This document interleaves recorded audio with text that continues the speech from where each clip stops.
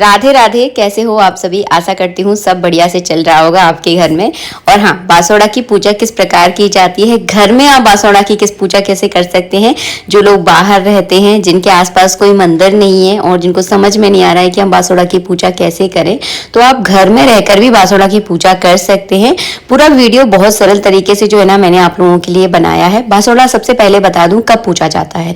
होली के बाद पहला सोमवार या शुक्रवार पड़ता है, उस दिन आप बासोड़ा की पूजा कर सकते हैं। नहीं तो सप्तमी और अष्टमी के दिन भी बासोड़ा की पूजा होती है। आशा करती हूँ सब कुछ अच्छे से समझ में आ गया होगा। तो सारा सामान मैंने आपको वीडियो में दिखा दिया है। सबसे पहले आपको क्या करना है, इस पूजा को आप अपने मंदिर के सामने कर सकते हैं। मतलब जहां पर आप अपने घर में भगवान की पूजा करते हैं वहीं पर जो है ना आपको इस तरह से हल्दी से लीपना है। बासोड़ा की पूजा में हल्दी का ही प्रयोग किया जाता है, रोली का प्रयोग आपको बिल्कुल भी नहीं करना है। तो हल्दी से जो है ना हम चौकोर इसे अच्छे से लीप लेंगे। और बासोड़ा में जो है ना रात में, मतलब एक दिन पहले रात में सारा भोजन बना लिया जाता है और सुबह के समय जो है ना पूजा की जाती है। जिस दिन बासोड़ा की पूजा होती है उस दिन सुबह के समय गैस हमें बिल्कुल भी नहीं जलाना होता है। जब गैस नहीं चलेगी तो खाना भी जो है ना बिल्कुल भी नहीं बनता है। जो बासा खाना होता है उसी से जो है ना बासोड़ा की पूजा होती है और उसी खाने को जो है ना दिन भर खाया जाता है।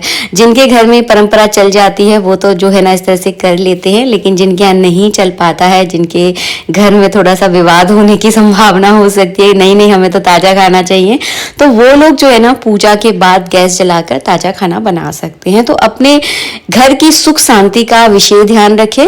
ऐसा नहीं है कि पूजा के चक्कर में आप अपने घर की सुख शांति को खराब करें।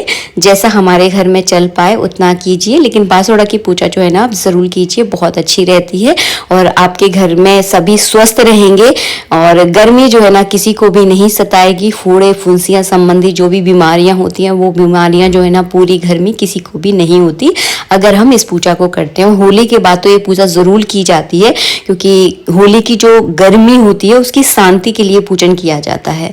तो सबसे पहले मैंने हल्दी से लीपा, उसके ऊपर एक छोटा सा मैंने पटा रख दिया है। लाल कलर का आपको कपड़ा बिछाना है क्योंकि शीतला माता की पूजा है और शीतला माता की फोटो हर घर में नहीं होती है, क्योंकि साल भर में एक बार ही इनकी पूजा होती है। तो अगर फोटो नहीं है तो बाजार से लाने की कोई जरूरत नहीं है, आप एक सिपाड़ी ले लीजिए और सिपाड़ी के रूप में शीतला माता की स्थापना करके उनका पूजन कर सकते हैं। देखिए मैं आपको एक बात बताऊं, हम हर त्योहार पे हर माता की एक नई नई तस्वीरें लेकर आ जाते हैं, लेकिन रोज उनकी पूजा करना संभव नहीं होता है। तो आप हर बार जो है ना नई नई फोटो लेकर ना आए। देखिए जिनकी हम सेवा रोज कर सकते हैं उनकी ही फोटो अपने घर के मंदिर में रखें। बाकी को अगर आप स्थापित करना चाहते हैं तो सिपाड़ी के रूप में, हल्दी के रूप में उनको स्थापित करके उनकी पूजा जो है ना समय समय पर आप कर सकते हैं। जैसे कि मैं आपको यहाँ पर शीतला माता की पूजा दिखा रही हूँ। मैंने यहाँ पर सबसे पहले जल चढ़ाया है और हो सके तो अगर आप मंदिर में पूजा कर रहे हैं तो इस मंदिर में जो है ना माता रानी को पूरा स्नान करवाया जाता है, लेकिन हम ये पूजा घर पर कर रहे हैं तो थोड़ा सा मैंने जल छिड़क दिया है, हल्दी से तिलक कर दिया है, चावल चढ़ा दिए, फूल चढ़ा दिए हैं।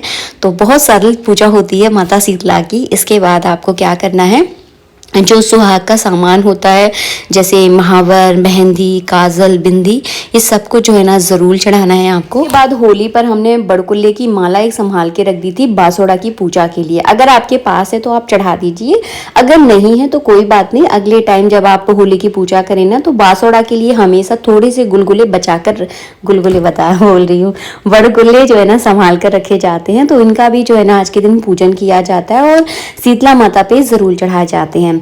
इसके बाद आपको भोग लगाना है। भोग जो है ना बासे भोजन का ही लगाया जाता है, इसीलिए इसका नाम बासोड़ा है।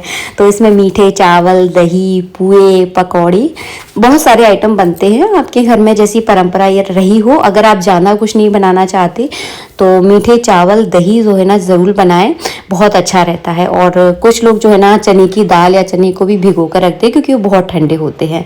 इसके बाद आपको एक मिट्टी के बर्तन, मतलब एक डबूले में या कोई कला से उसको जो है ना आज के दिन भर कर रखा जाता है। तो मेरे पास इस तरह का डबूला था, तो कोरा डबूला लेना है आपको, और या फिर कोरा आप मटका भी ले सकते हैं। उसको आप इस तरह से माता के सामने आप भर कर रख दें। बहुत शुभ माना जाता है। घर में पूजा कर रहे हैं तो इस तरह से मिट्टी का बर्तन माता के सामने आपको भर कर जरूर रखना है।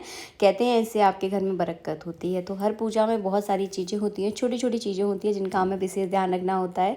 तो यहाँ पर मैंने छोटा सा कलश भर दिया है। इस तरह से बहुत साधारण तरीके तरीके से जो है ना माता का पूजन किया जाता है। ना कोई हवन आपको करना है, ना आपको आरती करनी है, ना आपको दीपक जलाना है। सिंपल साधारण तरीके से जो है ना बासोड़ा की पूजा होती है। सेम इसी तरह से जो है ना आप अपने घर में पूजा कर सकते हैं। इसके बाद आप जो है ना तुलसी माता पर भोग ज़रूर लगाएं। जो भी आपने बासा भोजन बनाया उसका जो है ना भोग लगाना है। अपने ठाकुर जी का आपको भोग लगाना है। और जिस जगह आपने होलिका दहन किया था, मगर आपने होलिका अपने घर में जलाई थी तो वहाँ पर भी जो है ना आपको भोग लगाना है। अगर नहीं जलाई है तो फिर बात अलग है, अगर जलाई है तो ज़रूर भोग लगाइएगा।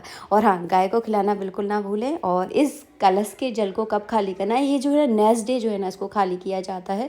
इसको आप पीने के पानी में यूज़ कर सकते हैं, सुहाग का सामान आप किसी को दान कर सकते हैं।